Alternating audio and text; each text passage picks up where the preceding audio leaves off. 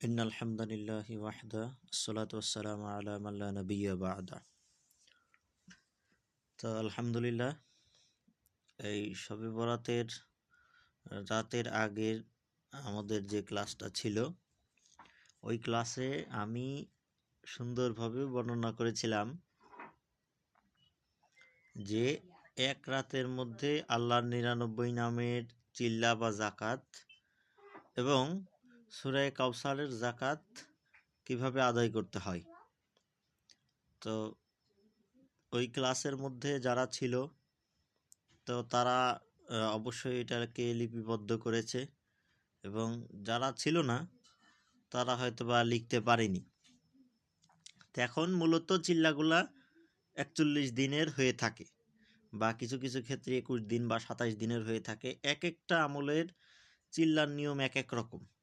তো এখন তো ওই একদিনে যাদের হয়ে গেছে তাদের তো হয়েই গেছে, আর যাদের হয় নাই তাদের জন্য ব্রড বা বিস্তারিত জাকাতের প্রসেস উল্লেখ করা হবে ইনশাআল্লাহ আজকের ক্লাসে।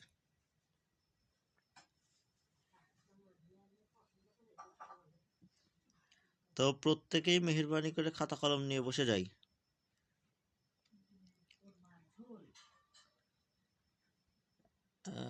আশরাফুল সাহেব, আপনার নেটে সমস্যা নাকি?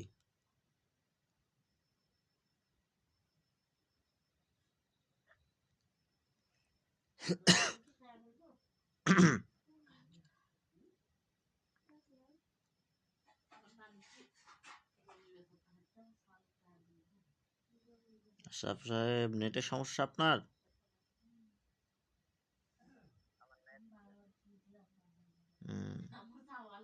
বুঝতে পারছি। আচ্ছা, লিখেন আল্লাহর ৯৯ নামের ২৫ দিনের চিল্লা, এটা লেখেন।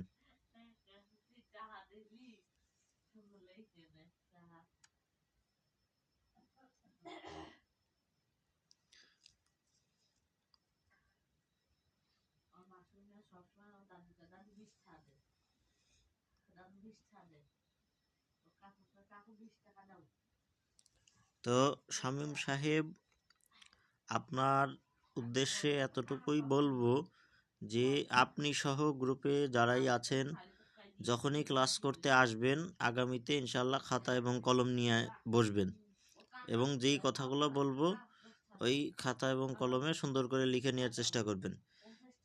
এইগুলোর মধ্যে ওস্তাদের থেকে আলাদা একটা ফায়েজ পাওয়া যাবে ইনশাআল্লাহ।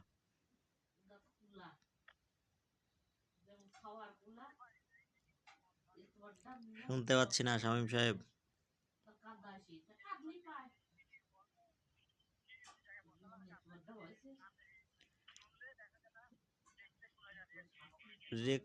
রেকর্ড এবং পিডিএফ দোনোটাই অবশ্যই দেয়া হবে, কিন্তু আমার সাথে সাথে লিখে নিলে যেই ফাইলটা আপনারা পাবেন ওইটা ওই আলাদা পিডিএফ থেকে বা রেকর্ড দেখে আমল করলে ওস্তাদের সেই নজর এবং ফাইজ থেকে আপনারা মাহরুম হয়ে যাবেন। এই জন্য আমি বলি লিখার কথা এবং ক্লাসে হাজির থাকার কথা। কেননা এই জগতে আমলের চাইতে ওস্তাদের নজর এই জিনিসটা খুব বেশি আগায় নেয় একটা ছাত্রকে। কথা বুঝতে পেরেছেন?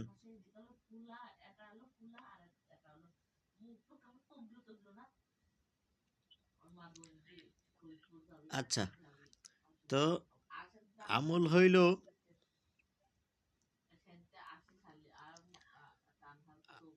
আল্লাহর ৯৯ নামের আমলের প্রসেসটা হইল প্রত্যেক দিন আল্লাহর ৯টি করে নাম ১০০০ বার করে জপ করতে হবে। আল্লাহর ৯টি করে নাম ১০০০ বার করে জপ করলে ৯ ১১তে ৯৯, তাহলে ১১ দিনে আল্লাহর ৯৯ নামের এক চিল্লা আদায় হবে। এই হলো নিয়ম। তো কেহ যদি দেখা যাচ্ছে যে একদিনে ৯০০০ বার পড়তে পারলো না, তো সর্বনিম্ন কোনো কারণবশত যদি ছুটে যায় কারো, তাহলে সর্বনিম্ন একই দিনে 3টি নাম 1000 বার করে, অর্থাৎ ন্যূনতম 3000 বার পড়বে এবং 11 দিনের এই চিল্লাটা সর্বোচ্চ 25 দিনের ভিতরে এই চিল্লাটা কমপ্লিট করবে। এই হলো আল্লাহর 99 নামের আমল। তো এই আল্লাহর 99 নামের আমল যেই ব্যক্তির সিদ্ধি করা আছে বা এই আল্লাহর 99 নামের চিল্লা যার আদায় করা থাকবে, ওই ব্যক্তির রুহানি শক্তি হাসিল করার জন্য অন্য কোনো তো আমল করার প্রয়োজন নেই। অর্থাৎ এই একটা আমলের মাধ্যমেই সব ধরনের তদবির করার মতো রুহানি শক্তি হাসিল করা যায় এবং এই আমলটিকে জিন্দা রাখার জন্য আল্লাহর 10টি নাম, আল্লাহর 10টি নাম প্রত্যেকটি 100 বার করে, টোটাল 1000 বার এইটা আপনাকে রেগুলার জপ করে যাইতে হবে। আজকে 10টা নাম পড়লেন, কালকে অন্য 10টা নাম পড়বেন, পরের দিন অন্য 10টা, এইভাবে ক্রমান্বয়ে ঘুরতে থাকবে। এবং যাকাত আদায়ের সময় যে আজকে আল্লাহর 9টা নাম পড়লেন, কালকে আল্লাহর 9টা নাম পড়লেন, এইভাবে 11 দিনে 9, 11, 99, এই হলো কথা। যে আল্লাহর 99 নামের আমল হইল এইটা। তো এই 99 নামের আমল, এইটার যাকাত আদায় করা থাকলে এই নামের আমল দিয়ে যাবতীয় মুআক্কেল এবং জিন্নাত হাসিল করা যায়। যাদের অর্থ সম্পদের খুব অভাব বা ফিনান্সিয়াল ক্রাইসিস চলছে, তারা এই আমলটার যাকাত আদায়ের পরে ইয়া মালিকু, আল্লাহর একটা আলাদা নাম আছে, তো ওইটার মুআক্কেল যে জিন্নাত, এই নামের যে মুআক্কেল জিন্নাত, এই মুআক্কেল জিন্নাত সাধনা করার একটা আলাদা প্রসেস আছে, আলাদা নিয়ম আছে। তো যেই ব্যক্তির আল্লাহর এই 99 নামের আমলের যাকাত আদায় নাই, ওই ব্যক্তি কখনো ইয়া মালিকু নামের এই মুআক্কেল জিন্নাতটাকে হাসিল করতে পারবে না। আশরাফুল সাহেব বুঝছেন নি? আচ্ছা, তো এই হলো কথা যে আল্লাহর 99 নামের মুআক্কেল হাসিলের এই হলো তরিকা এবং জাগ্রত রাখার তরিকাও আমি বললাম। এরপরে কথা হচ্ছে যে বিসমিল্লাহ শরীফের একটা আমল। বিসমিল্লাহ শরীফের যে আমলটা,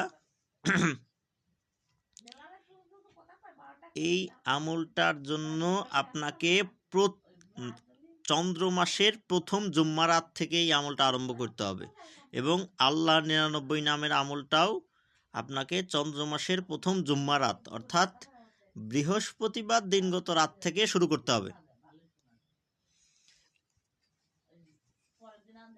তো বিসমিল্লাহ শরীফের আমলটা করার জন্য আপনার চন্দ্র মাসের প্রথম বৃহস্পতিবার দিনগত রাত থেকে শুরু করে 41 দিন একটানা,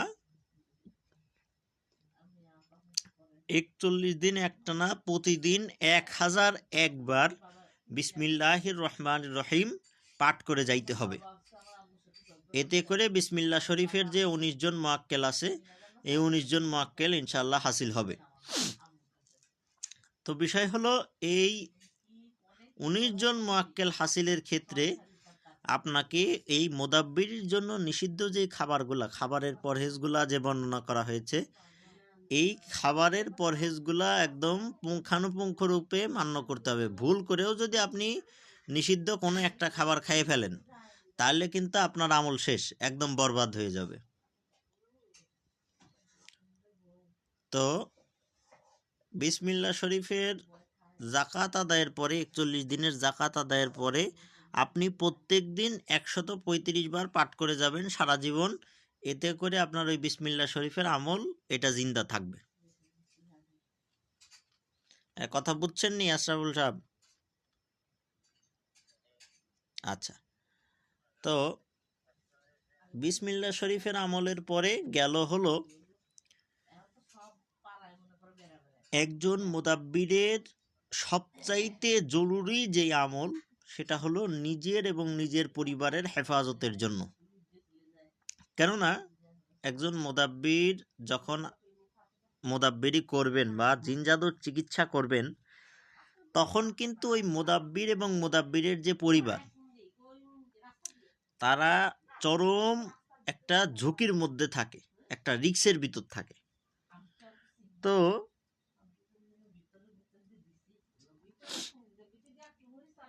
এই রিস্ক যেন না থাকে এবং জিন জাদুর চিকিৎসা চলাকালীন সময়ে দুষ্টু জিন্নাতরা খেপে গিয়ে যেন ওই মোদাব্বির এবং মোদাব্বিরের পরিবারকে কোনোরূপ ক্ষতি করতে না পারে, সেই জন্য যে আমলটা দেয়া হয় এটা হলো হেফাজতের আমল।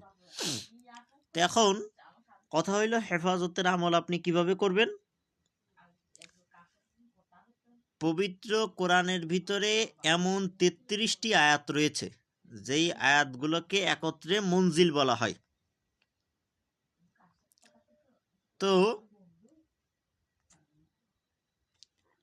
এই যে মঞ্জিল, এই মঞ্জিলটা আপনাকে কন্টিনিউ নতুন চাঁদের প্রথম জুম্মার দিন, অর্থাৎ নতুন চাঁদের প্রথম শুক্রবার ফজরের নামাজের পর থেকে প্রত্যেক ওয়াক্ত নামাজের পরে একবার করে পাঠ করে যেতে হবে, কন্টিনিউ ৪১ দিন। তো এই ৪১ দিনের মধ্যে এক ওয়াক্ত নামাজের পরে যদি এই মঞ্জিলটা আপনার ছুটে যায়, তাহলে কিন্তু আমলটা বরবাদ হয়ে যাবে। ওই আমলে কোনো ফায়দা হবে না, নতুন করে আবার চিল্লা শুরু করতে হবে। তো এখন কথা হইল, যে মনে করেন একদিন আপনি রাত্রিবেলা ঘুমাইতে দেরি হয়েছে, ঘুম থেকে উঠে দেখলেন যে সূর্য উদয় হয়ে গেছে। তো এখন কথা হইল, সূর্য উদয় হয়ে গেছে এরকম যদি দেখেন, অবশ্যই সূর্য পশ্চিম দিকে ঢলে পড়ার আগে, অর্থাৎ জোহরের ওয়াক্ত হওয়ার আগেই আপনারা মঞ্জিলের জাকাতটা আপনারা আদায় করে নেবেন। প্রত্যেক ওয়াক্ত নামাজের পরে মঞ্জিল বা ৩৩ আয়াত এটা আপনাকে একবার করে পাঠ করতে হবে। অবশ্যই যে কোনো আমল শুরু করার এবং শেষ করার পরে, শুরুর আগে এবং শেষ করার পরে আপনাকে ১১ বার করে দরুদ ইব্রাহিম পাঠ করে যেতে হবে। দুরুদের রেফারেন্স ছাড়া কোনো আমল বা কোনো জাকাতের আমল আল্লাহর কাছে গ্রহণযোগ্যতা পাবে না। এই হচ্ছে কথা। তো তারপরে আরেকটি বিষয় হচ্ছে,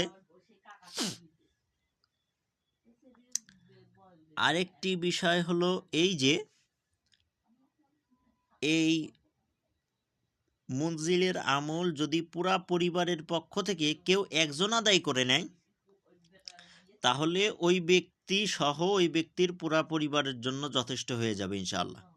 যে একজন জাকাত আদায় করলে ইনশাআল্লাহ প্রত্যেকেই এই জাকাতের ফায়দা পাবে ইনশাআল্লাহ। তো হেফাজতের জন্য আরেকটি আমল হচ্ছে ইয়া হাফিজু, আল্লাহর একটি গুণবাচক নাম। ইয়া হাফিজু এই নামের জাকাত।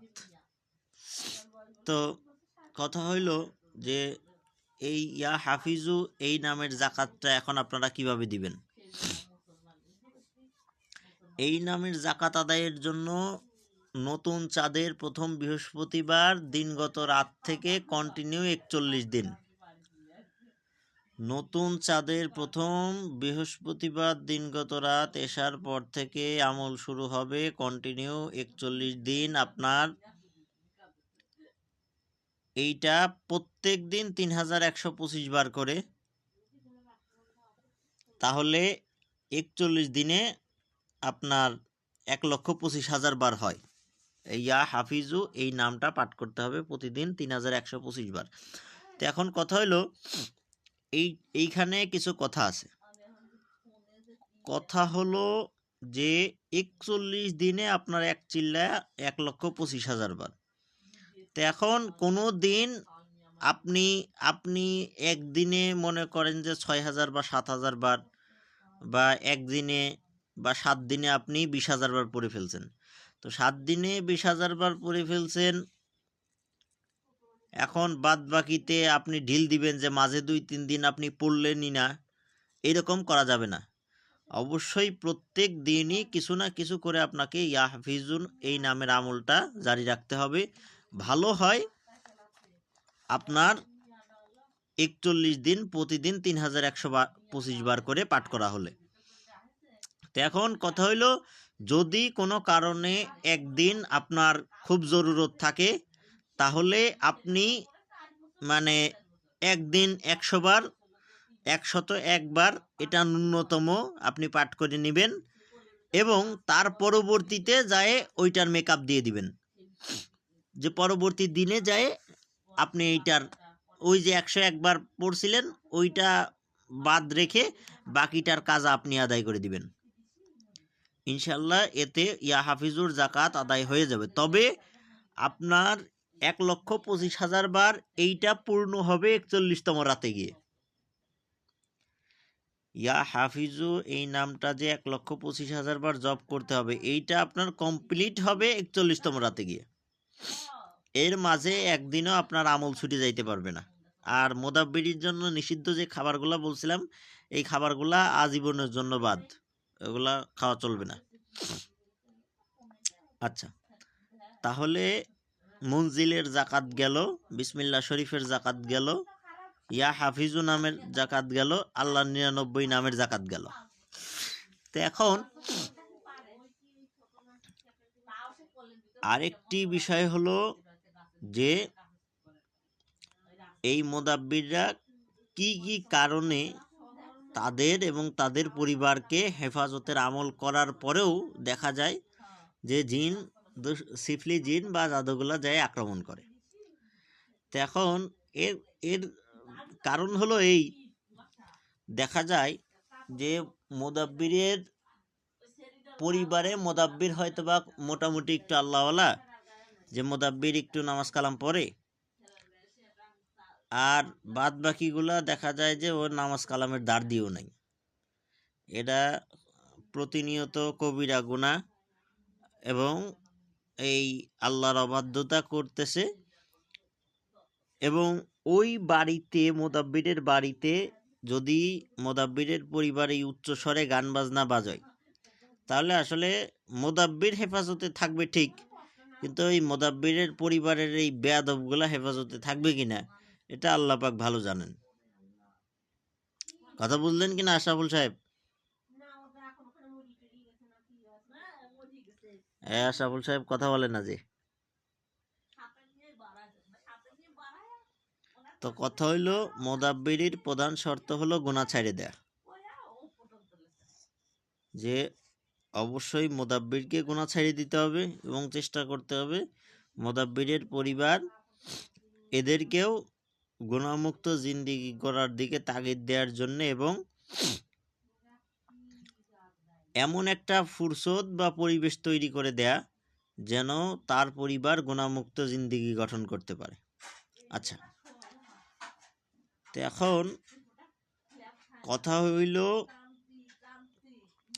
যে আমার প্রত্যেকটা ছাত্রদের জন্য বা ছাত্রীদের জন্য এটা একটা খাস নসিহত থাকবে যে প্রত্যেকটা স্টুডেন্ট একটা কাজ করবে, সেটা হলো তাদের যে নখ আছে, হাতে পায়ের যে নখ, এই হাতে পায়ের নখগুলা তারা বৃহস্পতিবার আসর থেকে মাগরিব, বৃহস্পতিবার আসর থেকে মাগরিব এই সময়ের মধ্যেই এই হাত পায়ের নখগুলা কেটে ফেলতে হবে। তারা এই অভ্যাসটাকে নিজেদের ব্যক্তিগত আমল বানায় নিবে যে প্রত্যেক বৃহস্পতিবার আসর থেকে মাগরিবের মাঝে তারা তাদের হাত পায়ের নখ বা শরীরের অন্যান্য যে ইয়াগুলো আছে এইগুলো কাটার চেষ্টা করবে, ন্যূনতম হাতে পায়ের নখ। ইনশাআল্লাহ এতে করে এদের উপরে সেতারার যত কুপ্রভাব আছে, এই অভ্যাসটা যেই ব্যক্তির জারি আছে, ইনশাআল্লাহ সেতারার কুপ্রভাবের কারণে ওই ব্যক্তির যদি রিজিকের কোনো সমস্যা থাকে বা কোনো বন্দিশির সমস্যা বা রেজায়াতের সমস্যা থাকে, ইনশাআল্লাহ এই অভ্যাসটা জারি রাখার কারণে সেতারার কুপ্রভাবের কারণে ওই ব্যক্তির ইনশাআল্লাহ কোনো রেজায়াত ওই ব্যক্তির মানে এই আপনার সেতারা এবং উনসার জনিত, যেটাকে বাংলা ভাষায় রাশির সমস্যা বলা হয়, এই জাতীয় কোনো সমস্যা হবে না এই ছোট্ট একটা অভ্যাস জারি রাখার কারণে। কথা বুঝলেন কি না? আচ্ছা, তো এইবার লিখেন যে ইস্তেগফার অর্থাৎ আস্তাগফিরুল্লাহ, এটার যাকাত আদায়ের তরিকা।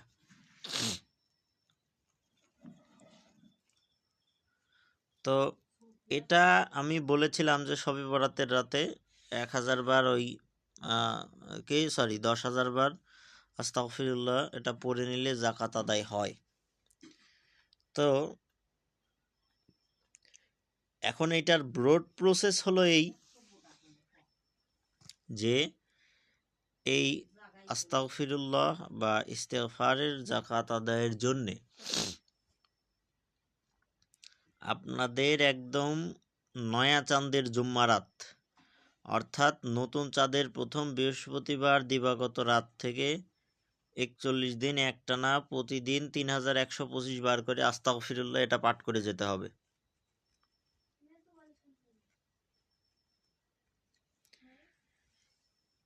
এখন কথা হইল যে এইটা যদি কোনো ব্যক্তি রেগুলার পাঠ করে যায় তাহলে ফায়দা কি?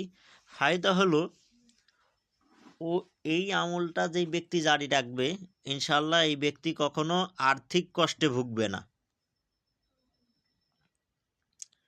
অর্থাৎ যেই ব্যক্তিটা ইস্তেগফারের যাকাত আদায় করছে ওই ব্যক্তি কখনো আর্থিক কষ্টে ভুগবে না। ও যতদিন বেঁচে থাকবে ততদিন কোনো আর্থিক কষ্টে ভুগবে না।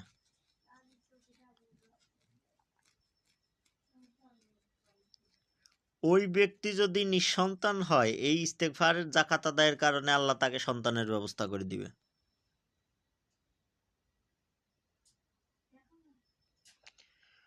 ওই ব্যক্তি যদি ঋণগ্রস্ত হয় এই ইস্তেগফার শরীফের যাকাত আদায় করার কারণে ইস্তেগফার শরীফের গায়েবানা সূরাতি মুআক্কেলগণ তার ঋণ পরিশোধের ব্যবস্থা করে দেবে। কোনো ব্যক্তি যদি ইস্তেগফার শরীফের যাকাত আদায় করে ওই ব্যক্তি যদি ব্যবসায়ী হয় আল্লাহ ওই ব্যক্তির ব্যবসার মধ্যে বরকত দিয়ে দিবে। ইস্তেগফারের যাকাত আদায়কারী ব্যক্তি যদি কোনো চাকরিজীবী হয়, এমন হয় যে দীর্ঘদিন চাকরি বাকরিতে প্রমোশন হচ্ছে না, বস কথা শোনে না বা বিদেশ যাইতে পারতেছে না বাধা, তো এরা যদি এই ইস্তেগফার শরীফের চিল্লা আদায় করে বা যাকাত আদায় করে ইনশাআল্লাহ ওই ব্যক্তির যাবতীয় সমস্যার সমাধান এই ইস্তেগফার শরীফের মাধ্যমে হবে। এবং এই ইস্তেগফার শরীফের যাকাত আদায়কারী ব্যক্তি কখনোই সাপ, বিচ্ছু, কুকুর, হিংস্র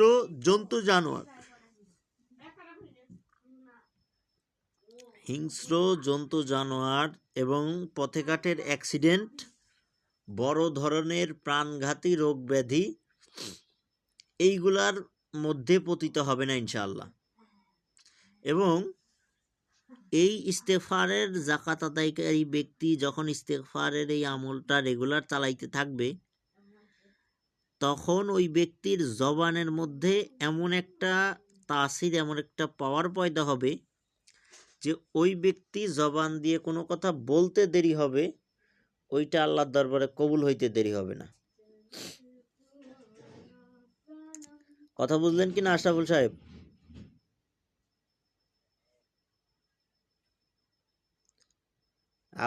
আপনি মাইক্রোফোনটা বা ইয়াটা কাছে নেন, একেবারেই কিছু শোনা যাচ্ছে না।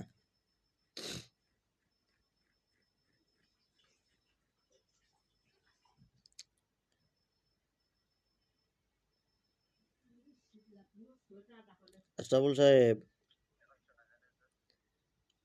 আপনি মাইক্রোফোন এটা কাছে নেন এবং ওই ক্যামেরাটা নিজের চেহারার দিকে পয়েন্ট করেন যেন শায়েক দেখতে পাই।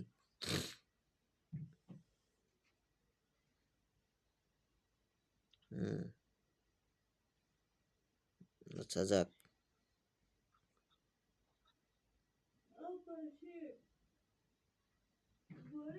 ঠিক আছে।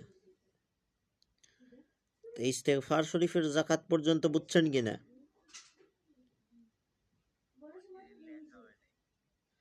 এইগুলা এগুলা আমার নোটের মধ্যে লেখা আছে, ওইটা আমি ছবি তুলে দিবানে। আপাতত শাইখ যেটা বলতেছে এটা শুনে যান। তো তারপরে বিষয় হচ্ছে যে এই সম্পর্কে মশহুর একটা কওল আছে, মশহুর একটা ঘটনা আছে। ঘটনাটা উল্লেখ করি। ইমাম আহমদ ইবনে হাম্বল রহমতুল্লাহ আলাই, তো হুজুর একবার হাদিস সংগ্রহের কাজে দূরে সফরে গেলেন। তো সফরে যাওয়ার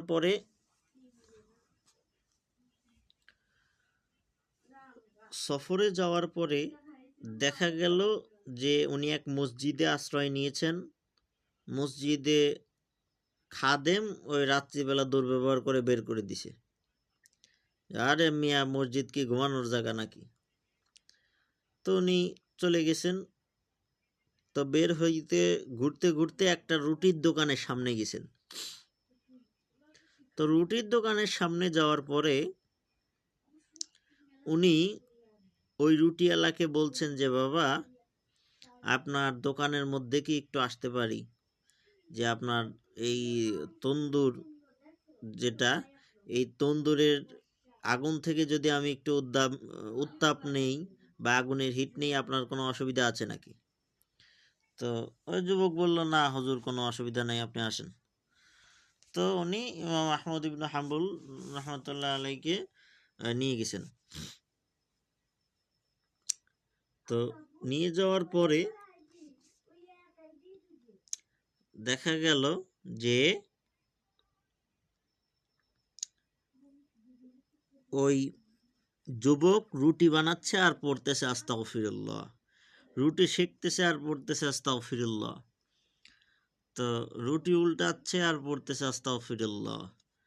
তো এইটা ইমাম আহমদ ইবনে হাম্বল রহমতুল্লাহ আলাই হুজুর এইটা আবার করছে, ওনার হুজুরের টার্গেটে পড়ছে যে ওই এটা কি পড়ে। তো জিজ্ঞাসা করছেন যে, আচ্ছা বাবা, আপনি এটা কি পড়তেছেন? তো উনি বলতেছেন যে, হুজুর, আমি মুস্তাজাবুদ দাওয়া। তো ইমাম আহমদ ইবনে হাম্বল রহমতুল্লাহ আলাই অবাক হয়ে জিজ্ঞেস করলেন যে, আপনি মুস্তাজাবুদ দাওয়া? বলে, হ্যাঁ হুজুর, আমি মুস্তাজাবুদ দাওয়া। তো আমি যা দোয়া করি আল্লাহর কাছে সেই দোয়া কবুল হয়। তো ইমাম আহমদ ইবনে হাম্বল রহমতুল্লাহ আলাই বললেন যে, ও আচ্ছা, তাই নাকি? আপনি যা দোয়া করেন তাই কবুল হয়? বললেন যে, হ্যাঁ, আমি যা দোয়া করি তাই কবুল হয়। তা বলতেছেন যে, আচ্ছা, এমন কোনো দোয়া আছে নাকি যে যেই দোয়া করছেন অথচ এখন পর্যন্ত কবুল হয় নাই? তো উনি বলতেছেন যে, হ্যাঁ, এরকম একটা দোয়াই আছে যে জামানার বড় বুজুর্গ আলেম ইমাম আহমদ ইবনে হাম্বল রহমতুল্লাহ আলাইকে দেখার জন্য, তার সাক্ষাতের জন্য আমি দীর্ঘদিন আল্লাহর কাছে ফরিয়াদ করছি, কিন্তু এখন পর্যন্ত তার সাক্ষাতের কোনো ব্যবস্থা হয়নি। তো উনি আল্লাহর কাছে ফরিয়াদ করলেন। এই এই এই যে ফরিয়াদটা, এই ফরিয়াদটাও কিন্তু আসলে কবুল হয়েছে না। এখন ওই লোক তো আর চিনছে না যে ইমাম আহমদ ইবনে হাম্বল এই। তো সেই সময় ইমাম আহমদ ইবনে হাম্বল রহমতুল্লাহ আলাই চোখের পানি ছেড়ে দিয়ে যুবককে জড়ায় ধরে বলতেছেন যে, আনা আহমদ ইবনে হাম্বল। বলতেছেন যে, যুবক, আমি হচ্ছি ইমাম আহমদ ইবনে হাম্বল, তোমার এই দোয়াটাও আল্লাহ কবুল করছেন, এবং তোমার এই আস্তাগফিরুল্লাহর বরকতে তোমার আহমদ ইবনে হাম্বলের কাছে যাইতে হয় নাই, আহমদ ইবনে হাম্বল নিজে তোমার কাছে আসছে। তো কোনো ব্যক্তি যদি খুব দ্রুত মুস্তাজাবুদ দাওয়া হইতে চায়, বা বাক্য সিদ্ধি যেটা বলে থাকে, আমরা মুদাব্বিরির ভাষায় বলি, তো বাক্য সিদ্ধি যদি হাসিল করতে চায়, ওই ব্যক্তিকে ইস্তেগফার শরীফের যাকাত দেয়াই লাগবে। তো কেউ যদি খুব অল্প সময়ের ভিতরে ধনী হইতে চায়, ওর জন্য একদম ম্যাজিক ট্যাবলেট হলো ওই ব্যক্তিকে ইস্তেগফার শরীফের যাকাত দিতে হবে। কথা বুঝছেন? তো এখন ইস্তেগফার শরীফের যাকাত তো আপনি দিলেন, এই ইস্তেগফার শরীফটা আপনি জাগ্রত রাখবেন কিভাবে? আমল করার পরে 41 দিনের আমল করার পরে প্রত্যেক দিন যদি আপনি দিন এবং রাত মিলায় হাঁটতে চলতে ফিরতে পড়তে পারেন, কোনো অসুবিধা নেই। 1001 বার যদি আপনি এই আস্তাগফিরুল্লাহ প্রতিদিন জপ করে যান, ইনশাল্লাহ আপনার এই আমলটা জারি থাকবে। কথা বুঝতে পেরেছেন? আচ্ছা, তাহলে ইস্তেগফার শরীফের এই জাকাতটা গেল। আর এইবার আসেন যে সূরা কাউসারের যে জাকাতটা আমি গতদিন দিয়েছিলাম, ওই জাকাতটার বিস্তারিত আরও একটু করি আর কি। ওইটা তো আমি সংক্ষিপ্ত জাকাত বলছিলাম যে শবে বরাতের এক রাত্রে কিভাবে দেয়া যায়। এখন এটার বিস্তারিত প্রসেস বলতেছি। প্রসেস হইল যে চাঁদের জুম্মা রাত, অর্থাৎ নতুন চাঁদের যে বৃহস্পতিবার দিবাগত রাত, ওই রাত থেকে 27 দিন একটানা প্রত্যেক দিন এশার পরে 1100 বার সূরা কাউসার পাঠ করে যেতে হবে। প্রত্যেক দিন 1100 বার করে সূরা কাউসার পাঠ করে যাইতে হবে 27 দিন পর্যন্ত। 27 দিনে এক চিল্লা। তো এই সূরা কাউসার এর চিল্লা আদায় করার পর এই সূরা কাউসার দিয়ে, মানে তদবির জগতে করা যায় না এরকম কোনো তদবির নাই। কথা বুঝছেন?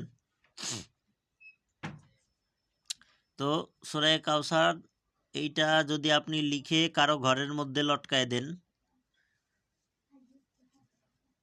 আর ওই ঘরের মধ্যে যদি ওই নকশার নিচে শত্রুর নাম লিখে দেন, যে মনে করেন আপনার কাছে একটা রোগী আসলো, ওই রোগীটার শত্রু আছে, তো আপনি একে একে ওই নকশাটা লিখে, মানে ওই সূরা কাউসার লিখে, মেশকো জাফরান কালি দিয়ে সূরা কাউসার লিখে এক এক করে ওই শত্রুর নাম বাপের নামগুলো লিখে দেবেন।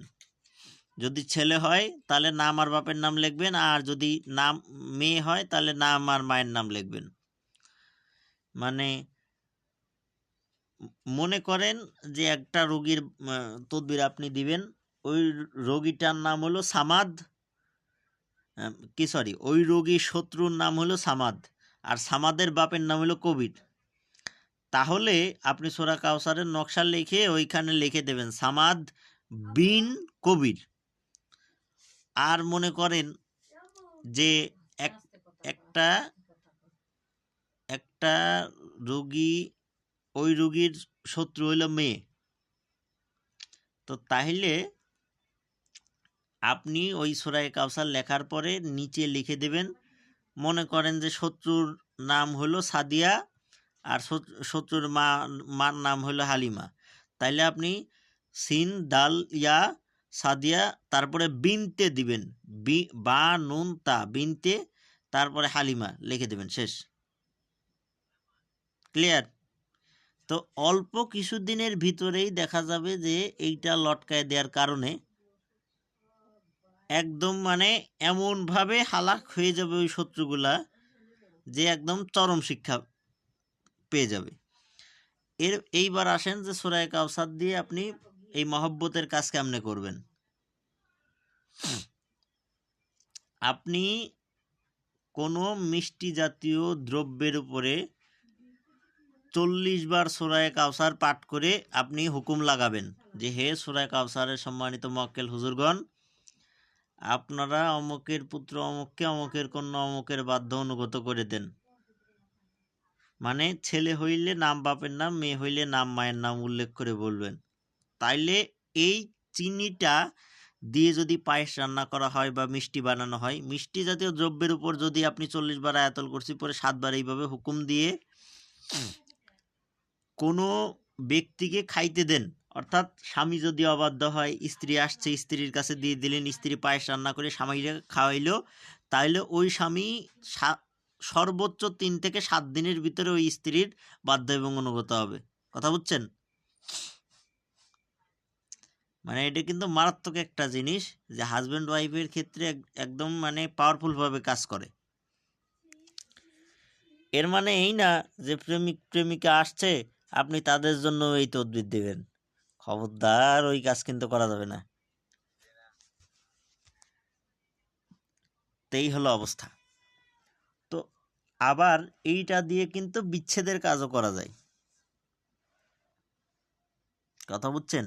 এখন মনে করেন যে শত্রু দুইজন দুই জায়গা থাকে, তখন আপনি কি করবেন, একটা তসবিহ দানা নিবেন, 40 বার আয়াতুল কুরসি পরে ওই তসবিহ দানার মধ্যে একটা দম দিবেন বা ফু দিবেন। ফু দেওয়ার পরে বলবেন যে হে সূরা কাউসারের সম্মানিত মুআক্কেলগণ, আপনারা এই তসবির উপর এসে হাজির হন। এইভাবে হুকুম দিবেন 3 বার। 3 বার হুকুম দেওয়ার পরে আপনারা বলবেন যে হে সম্মানিত মুআক্কেলগণ, আপনারা যদি হাজির হয়ে থাকেন তসবিহটা ডানে বামে অথবা সামনে পিছনে নাড়ায় দেন। তো দেখবেন যে ওনারা হাজির হওয়ার পরে ইনশাআল্লাহ ওই তসবিহটা সামনে পিছনে অথবা ডানে বামে নড়তে থাকবে। কথা বুঝছেন? তো তখন বুঝবেন যে মুআক্কেলগণ হাজির হয়েছে। এরপরে আপনি যাদের মধ্যে বিচ্ছেদ করতে চান তাদের নাম এবং বাপের নাম উল্লেখ করবেন, যে অমুকের পুত্র অমুকের সাথে অমুকের পুত্র অমুকের বিচ্ছেদ করে দেন। ঠিক আছে? এইভাবে 7 বার হুকুম দিবেন, অথবা অমুকের পুত্র অমুকের সাথে অমুকের কন্যা অমুকের বিচ্ছেদ করে দেন। তো এইটা খুবই পাওয়ারফুলভাবে, এইটা যদি আপনি 3 দিন বা 7 দিন রিপিট করতে পারেন তাহলে খুবই ভালো। তো যখন 3 দিন বা 7 দিন এইভাবে চালান করতে থাকবেন, ইনশাআল্লাহ খুবই পাওয়ারফুলভাবে বিচ্ছেদের কাজটা হয়ে যাবে। তো বান, বশীকরণ মানে বিচ্ছেদ, জিন জাদুর ট্রিটমেন্ট, মানে সব ধরনের কাজে এই সূরা কাউসার লাগে। আপনার কাছে কোনো জিনের রোগী বা জাদুর রোগী আসে যদি, বা বদনজরের রোগী, আপনি 40 বার সূরা কাউসার পড়ে ওই 7 বার হুকুম লাগায় ওইটা মানে দম করে বা ফু দিয়ে ওইটা ওই রোগীকে ব্যবহার করতে দিবেন। ইনশাআল্লাহ ওই রোগীটা মানে মারাত্মক ফায়দা পাবে। ওটা সে জিনের রোগী হোক, জাদুর রোগী হোক, মানে যে কোনো রোগীই হোক, ওই রোগীটা ইনশাআল্লাহ ওই পানি যখন পান করবে, গোসল করবে, ইনশাআল্লাহ ওই রোগীটা সুস্থ হয়ে যাবে। কথা বুঝছেন? ইভেন যদি শারীরিক কোনো রোগও থাকে যে ডাক্তারি চিকিৎসায় পাচ্ছে না, ওষুধও খাচ্ছে, পাশাপাশি যদি এইটা খায়, ইনশাআল্লাহ ওই রোগীটা খুব দ্রুত সুস্থ হয়ে যাবে, ওই রোগীটার যদি হায়াত থাকে। কথা বুঝলেন কি না? আচ্ছা। তো সূরা কাউসার দিয়ে সব ধরনের তদবির ইনশাআল্লাহ করা যায়। শত্রু ধ্বংসের তদবিরে করা যায় সূরা কাউসার দিয়ে। তারপরে বশীকরণের কাজ করা যায়, বিচ্ছেদের কাজ করা যায়, জিন এবং জাদুর কাজও করা যায়। এই মুআক্কেলদেরকে ডেকে তাদেরকে হুকুম লাগাইতে হয় যে হুজুরগণ, আপনারা এই রোগীর শরীরে যত জিনের বা জাদুর সমস্যা আছে এগুলো আপনারা নষ্ট করে দেন। তো ওই তসবির উপর ডেকে যদি আপনি হুকুম করেন, ইনশাআল্লাহ ওই মুআক্কেলগণ ওই রোগীর শরীরে যত প্রকারের জিন এবং জাদুর সমস্যাগুলো আছে এগুলা ইনশাআল্লাহ নষ্ট করে দেবে। কথা বুঝছেন?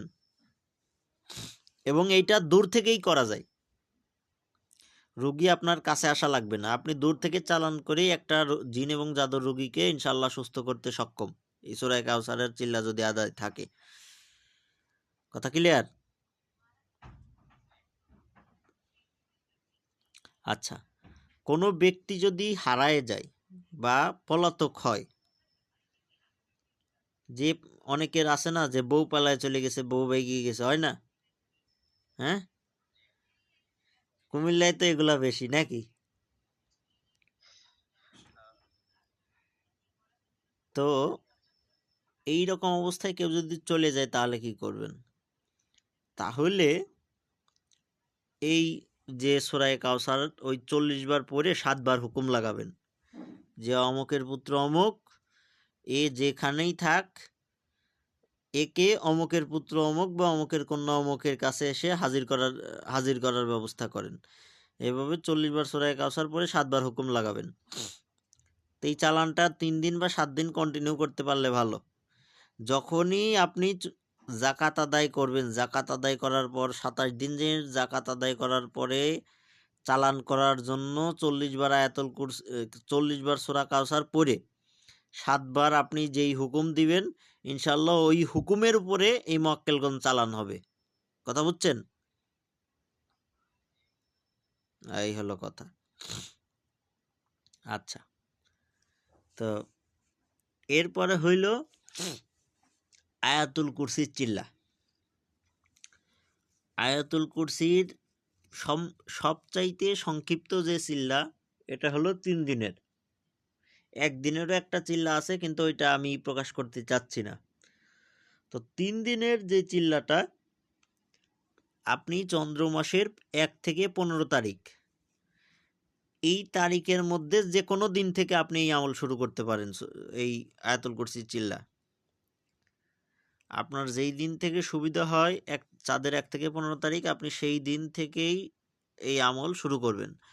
আমল করতে হবে তাহাজ্জুদের সময়, রাত্র 3টা থেকে 4টার মাঝে। তা আমল কিভাবে করবেন? প্রথমে 2 রাকাত সলাতুল হাজতের নামাজ আদায় করবেন। কোন নিয়তে নামাজ আদায় করবেন? নামাজ আদায় করবেন এই নিয়তে যে, হে আল্লাহ, আমি সূরায়ে কাউসার আয়াতুল কুরসির জাকাত আদায়ের নিমিত্তে 2 রাকাত সলাতুল হাজতের নামাজ আদায় করছি। তো নামাজ আদায় করলেন, নফল নামাজ আদায় করার পরে আল্লাহর কাছে মোনাজাত করবেন। মোনাজাতে বলবেন যে, হে আল্লাহ, আয়াতুল কুরসির সম্মানিত মুয়াক্কেল হুজুরগণকে আপনি সারা জীবনের জন্য আমার বন্ধু হিসেবে কবুল করে নেন। তো এইভাবে মোনাজাত করার পরে 11 বার দরুদ ইব্রাহিম পাঠ করবেন। তারপরে 70 বার আয়াতুল কুরসি পাঠ করবেন। প্রথমবার বিসমিল্লাহির রহমানির রহিম বলবেন, পরের বারগুলোতে বিসমিল্লাহির রহমানির রহিম পড়ার দরকার নাই। তো এইভাবে 70 বার আয়াতুল কুরসি পড়বেন এবং আয়াতুল কুরসির প্রত্যেকবারই এই ওয়ালা ইয়াউদুহু হিফযুহুমা ওয়া হুয়াল আলিয়ুল আযীম এই অংশটুকু 3 বার করে পাঠ করতে হবে। কথা বুঝলেন কিনা? তারপরে আবার 11 বার দরুদ ইব্রাহিম পাঠ করবেন। এইভাবে কন্টিনিউ 3 দিন একটানা আমল করে যাইতে হবে। ইনশাল্লাহ কন্টিনিউ যখন 3 দিন আমল করে যাবেন, এই আয়াতুল কুরসির জাকাত আদায় হয়ে যাবে। এবং আয়াতুল কুরসির মুয়াক্কেলদেরকে যখন আপনি ডাকতে চাইবেন, ওই সেম প্রসেস, তসবির উপরে আতর লাগিয়ে 21 বার আয়াতুল কুরসি পড়ে মুয়াক্কেলদেরকে, সূরা কাউসারের মুয়াক্কেলদের যেভাবে ডাক দিছেন না, সেইভাবেই ওই আয়াতুল কুরসির মুয়াক্কেলদেরকে ডাক দিলে ইনশাআল্লাহ ওনারা হাজির হবেন। কথা বুঝছেন? 21 বার 21 বার 21 বার আয়াতুল কুরসি পড়ে তসবির মধ্যে একটা দম দিবেন। দম দিয়ে বলবেন যে, হে আয়াতুল কুরসির সম্মানিত মুয়াক্কেল হুজুরগণ, আপনারা যে যেখানেই থাকেন মেহেরবানি করে আমার এই তসবির উপর এসে হাজির হন। এই হুকুমটা আপনারা 3 বার দিবেন। কথা বুঝছেন? 3 বার হুকুম দেওয়ার পরে বলবেন যে, হে সম্মানিত মুয়াক্কেলগণ, আপনারা যদি হাজির হয়ে থাকেন তসবিটিকে সামনে পিছনে নাড়ায় দেন। দেখবেন কিছুক্ষণের মধ্যে এই তসবিটা সামনে পিছনে দোলা শুরু করবে। বুঝছেন? আচ্ছা, তো যখন দোলা শুরু করবে, তারপরে আপনি ওনাদের দিয়ে জিন জাদু সংক্রান্ত যাবতীয় কাজ করাইতে পারবেন। কথা ক্লিয়ার?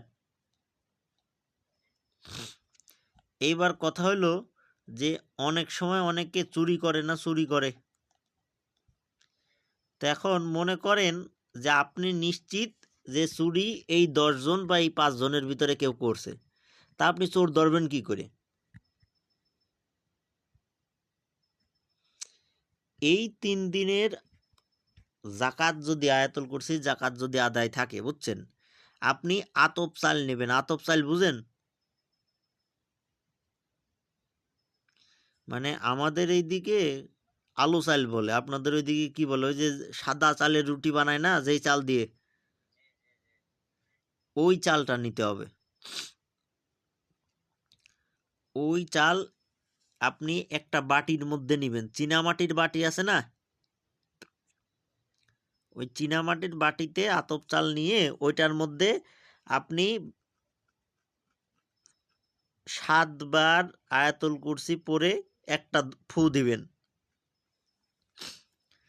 তারপরে ওই চালটা আপনি সন্দেহভাজন লোক যারা তাদেরকে খাইতে দিবেন।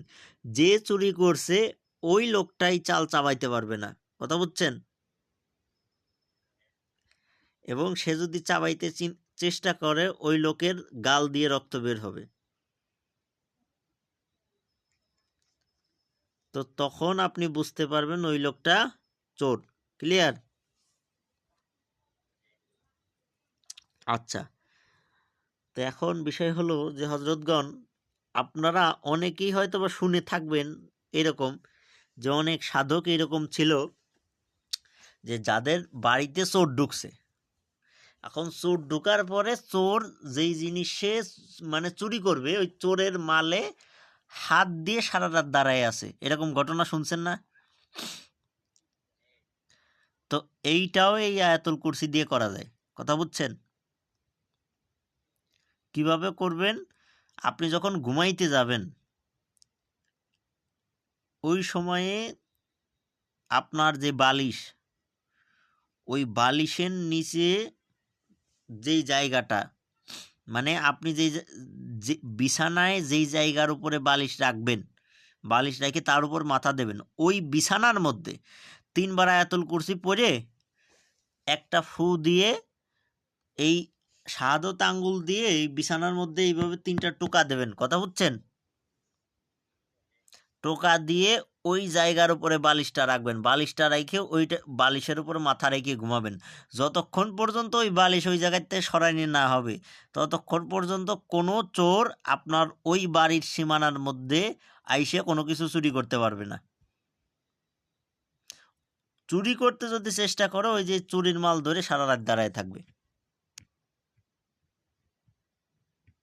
কথা ক্লিয়ার? তো এত এত এত পাওয়ারফুল একটা আমল হলো এই আয়াতুল কুরসি।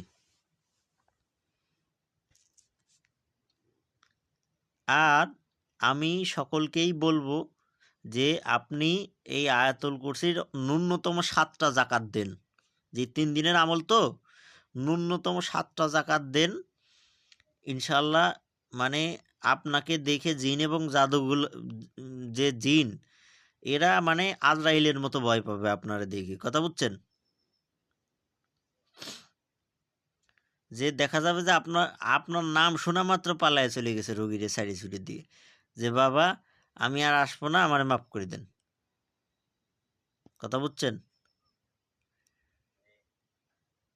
তো আয়াতুল কুরসির এই 3 দিনে 7টা জাকাত দিতে হবে।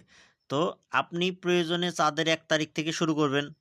তো চাঁদের 1, 2, 3, 3 দিন গেল, মাঝে একদিন গ্যাপ দিলেন, আবার 3 দিন শুরু করলেন, আবার একদিন গ্যাপ, আবার শুরু করলেন। অর্থাৎ চাঁদের 15 তারিখের ভিতরে আপনার মনে হয় যে কয়টা, 4টা জাকাত হবে না? এক চাঁদে, এক চাঁদে 15 দিন, 3 দিন যদি গ্যাপ যায় তাইলে হইলো 3 চাইডে 12, তাহলে এক চাঁদে 12টা দিন, কথা বুঝছেন? মানে তাহলে হলো আপনার একই চাঁদে আয়াতুল কুরসির 4টা চিল্লা আদায় হয়ে গেল। তারপরের চাঁদে আর 3টা দিয়ে দিলেই 7টা চিল্লা কমপ্লিট। তারপরে আর আপনারে পাই কিনা।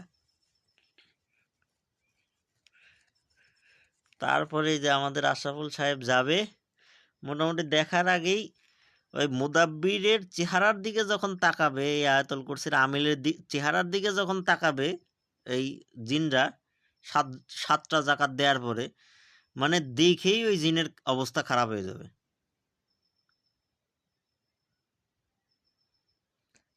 একটা মুমূর্ষ রোগী যখন তার সাকরাতুল মাউতের ব্যথা শুরু হয়, অর্থাৎ মৌতের অবস্থা যখন শুরু হয়, সেই সময়ে ওই মুমূর্ষ ব্যক্তি আজরাইল দেখলে কেমন করে বলেন তো?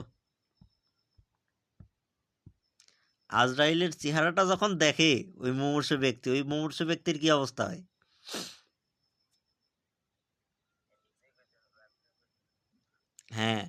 তো এই আয়াতুল কুরসির আমি যে নিয়মটা বললাম, এই নিয়মে যেই ব্যক্তি 7টা চিল্লা দেছে, ওই ব্যক্তিরে দেখা মাত্র ওই রোগীর শরীরে থাকা জিনের এই অবস্থা হবে, যেই অবস্থা ওই মুমূর্ষু ব্যক্তি আজরাইলের দেখলে হয়। কথা বুঝেছেন?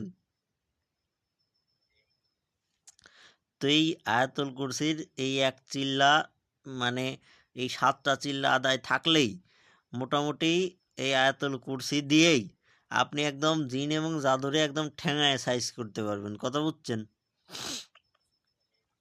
তো এখন কথা হইলো যে জিন শরীরের মধ্যে হাজির হয়েছে, জিন হাজির করার আয়াত আমি দিব, যে কিভাবে জিনকে রোগীর শরীরে রাখতে হয় এটা দিব। কিন্তু হাজির হওয়ার পরে অনেক জিন আছে দুষ্টু, কথা বলতে চায় না, যে মুদাব্বিরের সাথে ভালো কি মন্দ, কোন জায়গাতে আইছে, কে পাঠাইছে, অথবা কেন রোগীর শরীরে আসর করছে, কথাবার্তা তো বলবি।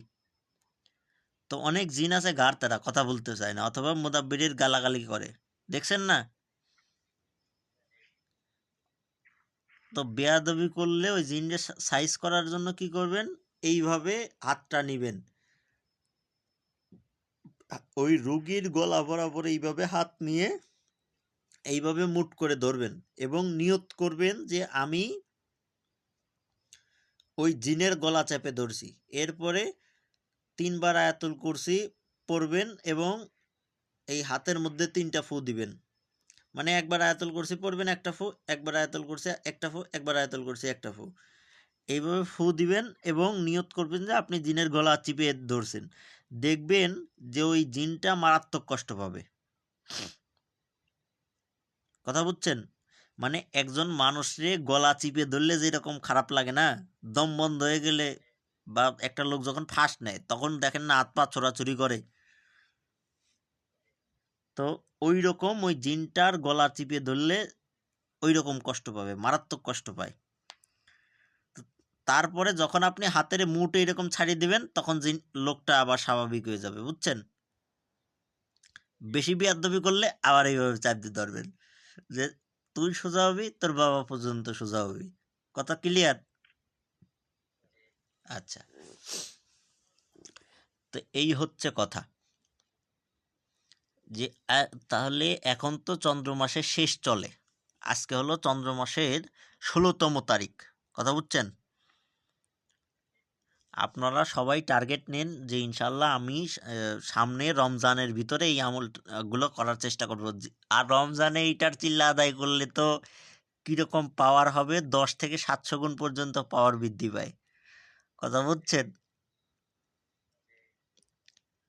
তো এটা ইনশাল্লাহ খুব ইয়া হবে। আর হ্যাঁ, ইস্তেগফার শরীফের আরেকটা ফায়দা আছে। এই যে আশরাফুল সাহেবের মতো যারা মিসকিন, যাদের বিয়ে শাদী হয় না, ঠিক আছে, হ্যাঁ গো, আল্লাহ দিলে একদম চকচকে ফকফকে একটা ফুরির সাথে বিয়ের ব্যবস্থা হয়ে যাবে। হ্যাঁ, আশরাফুল সাহেব খুব খুশি। তো যাদের বিয়ের সমস্যা বা বাচ্চা কাচ্চা হয় না, দেখা গেছে যে 10-12 বছর বিয়ে করছে, বাচ্চা কাচ্চা হয় না, তারা যদি ইস্তেগফারের চিল্লা আদায় করে ইনশাল্লাহ তাদের ওই সন্তানের ব্যবস্থা হবে। যাদের বিয়ে হয় না তারা এই চিল্লাটা আদায় করলে বিয়ের ব্যবস্থা হবে। অর্থাৎ জীবনের যাবতীয় পেরেশানির সমাধান এই ইস্তেগফারের ভিতর আছে। কথা বুঝছেন? একজন ব্যক্তির জীবনে যত প্রকারের বালা মুসিবত আছে, দুঃখ কষ্ট আছে, বিপদ আপদ আছে, রোগ ব্যাধি আছে, সকল কিছুর মেডিসিন কি? ইস্তেগফার শরীফের জাকাত। কথা বুঝছেন? আচ্ছা, এবং মেহেরবানি করে আমার প্রত্যেকটা ছাত্র এই মিসওয়াকের সুন্নতটা খুব কড়াকড়িভাবে আঁকড়ে ধরার চেষ্টা করেন। মিসওয়াক, এখন এর মানে এই না যে আপনারা জয়তুন গাছেরই মিসওয়াক কইতে হবে, মানে যে কোনো গাছের মিসওয়াক আপনি ব্যবহার করেন। কথা বুঝছেন? আর এই এশার আগের যে 4 রাকাত সুন্নত নামাজ আছে এবং আসরের আগের যে 4 রাকাত সুন্নত নামাজ আছে, এই দুইটা সুন্নত নামাজ কখনোই ছাড়বেন না। কথা বুঝছেন? যে এই এই এই দুইটা সুন্নত নামাজ যদি ছোটে তাইলে কিন্তু একদম এটা শায়েকও চেষ্টা করি শায়েকের যেন কখনো না ছোটে। এবং আমার ওস্তাদ যিনি, আমি এখন পর্যন্ত দেখি নাই যে তার এই দুইটা সুন্নত ছুটছে আজ পর্যন্ত। তো কখনোই এই দুইটা সুন্নত ছাড়া যাবে না। তো এই দুইটা সুন্নত কেউ যদি শক্তভাবে আঁকড়ে ধরে, ওই ব্যক্তির রুহানি শক্তি খুব খুব খুব বেশি বৃদ্ধি পায়। কথা বুঝছেন? এই দুইটা নামাজের দ্বারা রুহানি শক্তি খুব বেশি বাড়ে। এবং এই দুইটা নামাজ যদি কেউ ছাড়ে দেয়, ওর চেহারার উপর থেকে নূর চলে যায়। কোনো ব্যক্তি যদি এশার আগের 4 রাকাত সুন্নত এবং আসরের আগের 4 রাকাত সুন্নত ছাড়ে দেয়, ওই ব্যক্তির চেহারার উপর থেকে রহমতের নূর উঠে যায়। কথা বুঝছেন? আচ্ছা, ঠিক আছে। তো আজকে মোটামুটি এই পর্যন্তই। ওয়াখিরি দাওয়ানা আনিল হামদুলিল্লাহি রব্বিল আলামিন। শায়েকের জন্য সবাই দোয়া করবেন। কথা বুঝছেন? আচ্ছা। আসসালামু আলাইকুম ওয়া রাহমাতুল্লাহি ওয়া বারাকাতুহু।